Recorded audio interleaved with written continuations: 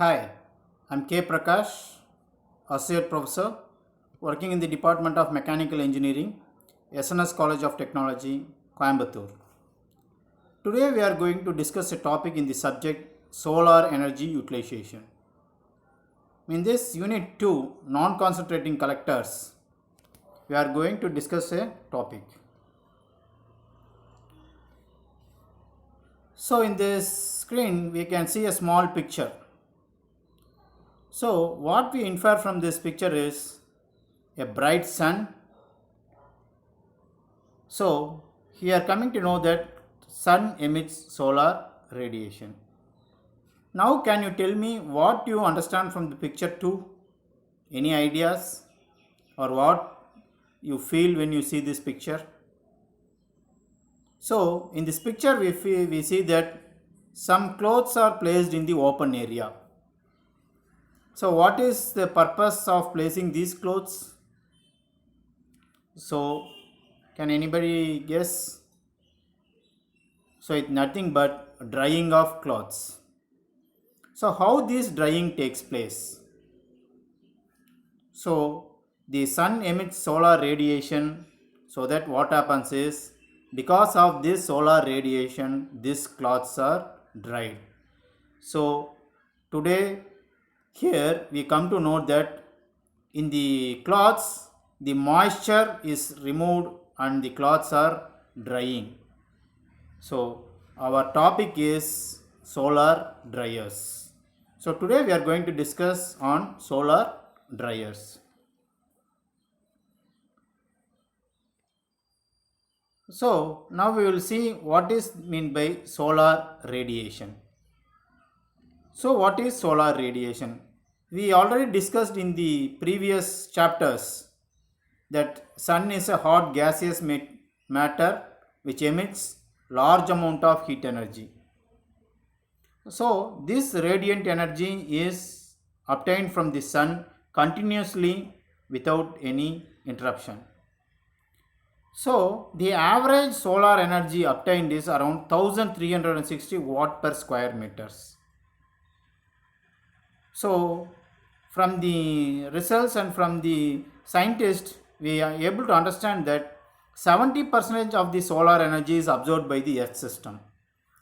The other 29% of solar energy is liberated or it is taken by the dust particles or clouds and other matters on its way.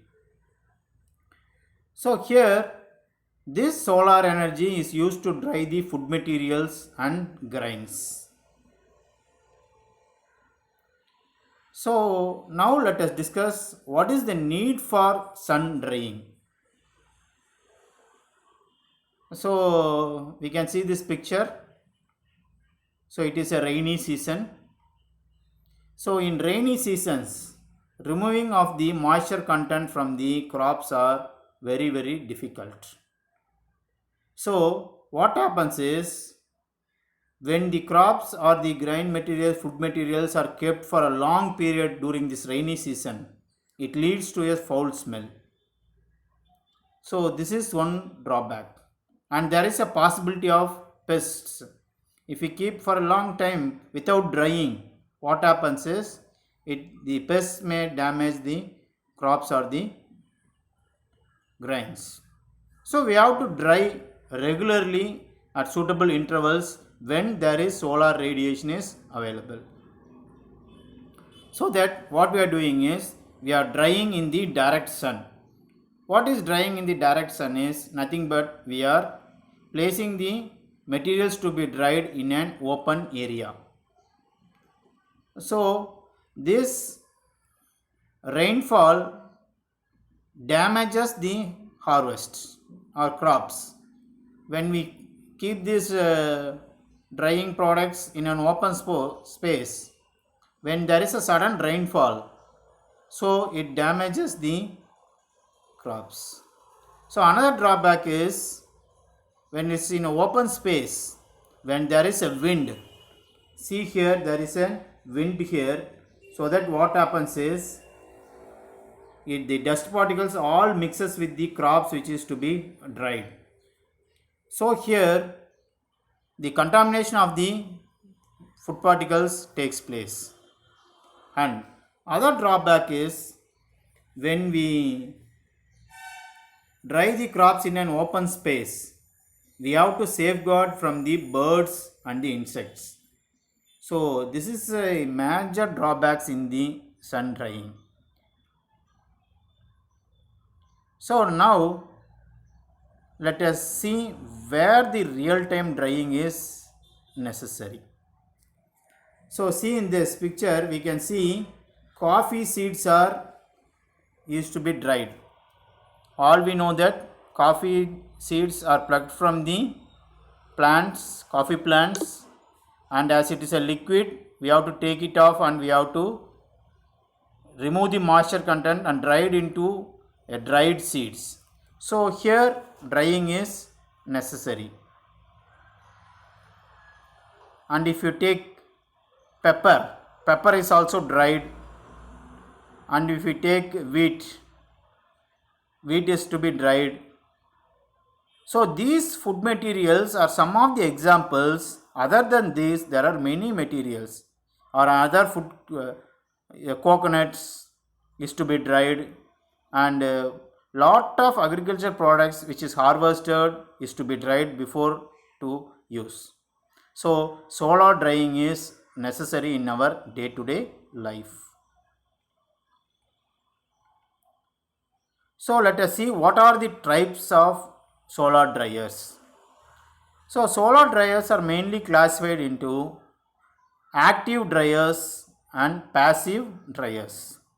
So what is meant by active dryers is a forced circulation is made possible, and whereas in the passive dryers natural circulation is made available.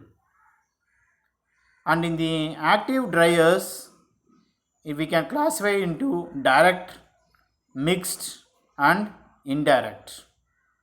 And in the direct type we can go for box type, cabinet type and then tunnel dryers.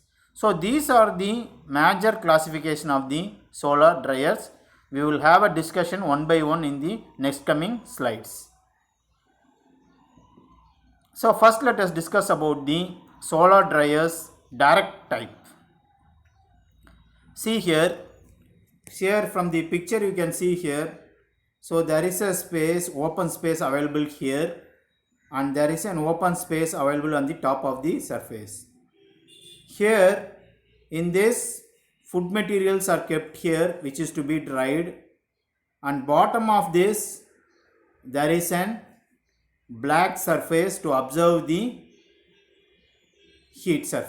solar radiation. So the bottom of the cabinet is insulated. So what is the purpose of insulation is the heat will not go outside. Here on the top surface a glass material is available.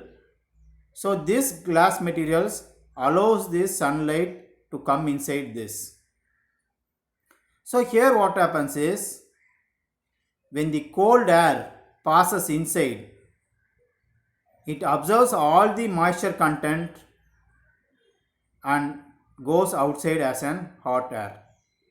So the moisture content is the food material is taken away by the cold air at the bottom and as an hot air at the outlet. So how this air is coming upwards is because of the density difference. So when here what happens is when the air is heated, its density becomes lesser, so it rises upwards and it goes outside. So these solar dryers are exposed to direct sunlight. It can be exposed to a direct sunlight, and we already discussed a black observing surfaces and saturated air is removed and a glass is covered. So what happens is this increases the efficiency. So this coverage increases the efficiency and does not allow the dust particles to come inside the solar dryers. So this is called as solar dryer direct type. Now let us discuss about the solar dryers indirect type. So what is the difference between direct and indirect dye paste? Only the difference is this. In the direct type, we have placed the food materials here, whereas here the food materials or the crops or vegetables to be dried is kept in a separate chamber. This is the major difference between the direct dryers and the indirect dryers. Here the cold air is passing inside, it comes inside here. So because of this solar radiation sunlight, the hot air is made here. So the cold air is converted into hot air. This hot air comes here and removes all the moisture content from the materials and from the food materials, and it goes outside. So here the food materials are not directly exposed to the direct sunlight. And another here we are using the black surface here to observe the tap more amount of solar radiation, and we are also having an optional heating element. So in case of there is no sunlight, so we can use this optional heating element to heat this food particles or the vegetables or the needed particles to be dried. So here, so it is not directly dried, so it is indirectly dried. So air is heated, preheated here. So there is an option heating element, it protects the food, less chance of appetization, moisture is removed. So the real conditions of the food materials does not changes in case of indirect method. The chance is very lesser. Coming for the solar dryers, see here. So these are the available designs in our day-to-day life. See here, this is a direct solar dryer and this is an indirect solar dryer. This design can be varying. So here it is a box type dryers and it is a closed chamber dryer. So these types of dryers are used to achieve more efficiency.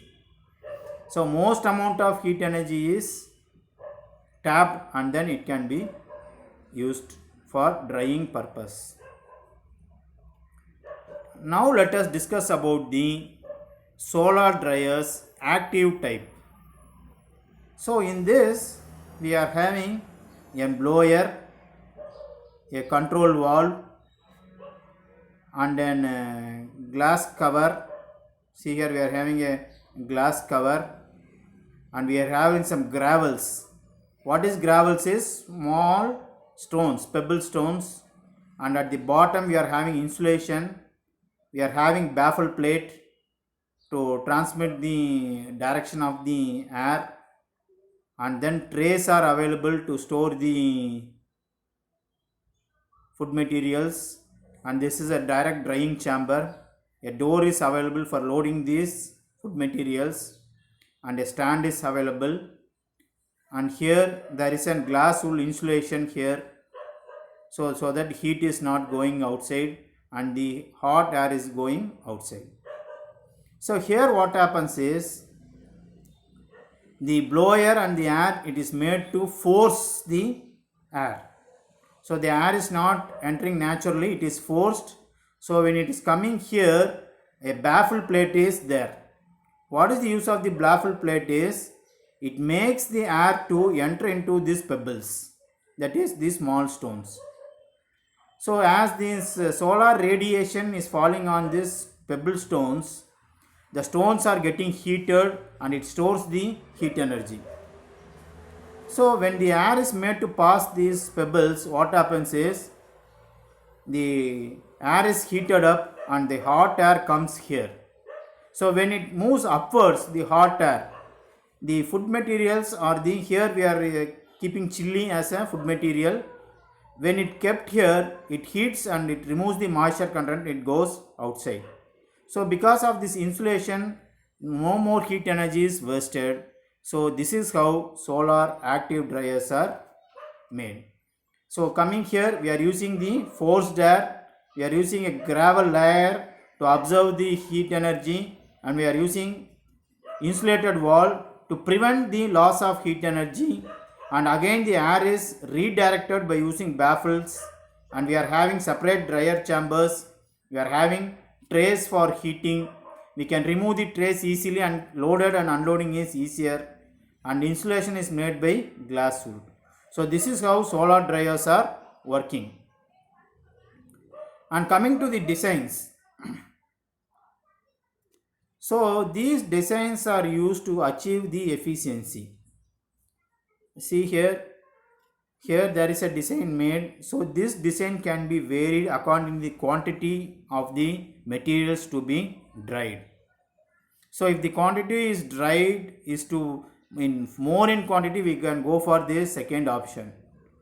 And here the quantity is lesser. So these are some of the designs. So students, you have a scope in doing projects in this solar designs. You can design your own solar collectors, and then you can keep in open source, and you can use different materials as this glass. Instead of glass, you can use different polyurethane materials, and you can measure what is the solar radiation and how much time it takes, and you can have some calculations on the time required to heat the food materials. And then there is a scope of publishing papers in conferences and journals. And coming here in this, you have some advantages. So in solar dryers, it takes lesser time for drying compared to the direct sun drying. Protection of drying products from birds, so it is protected from birds, so no need to have a separate person to monitor all the crop materials. So the contamination is free. Flies and insects are prevented to sit on the food particles. Highly hygienic, safe from the rainfall. So during rainy seasons, we know not to worry. So it is not affected by the wind and dust particles. So some of the disadvantages, solar energy is not reliable. We can't get the solar energy throughout the day or throughout the year constantly. So when the solar energy is available, during that time we have to tap more amount of solar radiation. So that is the major disadvantages. So cost is higher, and sometimes the quality of the products may changes. So we are keeping for a direct drying, so quality of the product may change, and when it is kept open to a sun drying or the direct drying, UV rays may also damage the food materials. So these are some disadvantages. Coming to the assignment, see, you can have a small assignment, or you can take as a small puzzle on our activity. Here I have given a small food material. I have taken a potato. So this is a small box dryer. So what is the activity is, you can create your own design of your box dryer made of an wooden pieces, and you can keep some potatoes, and you can calculate the time required to dry these potatoes. This is a simple activity to understand the concept, and also to do a small product for this particular solar dryers. So I kindly request you to have a try on this activity when you are free during your leave days. So here, sorry.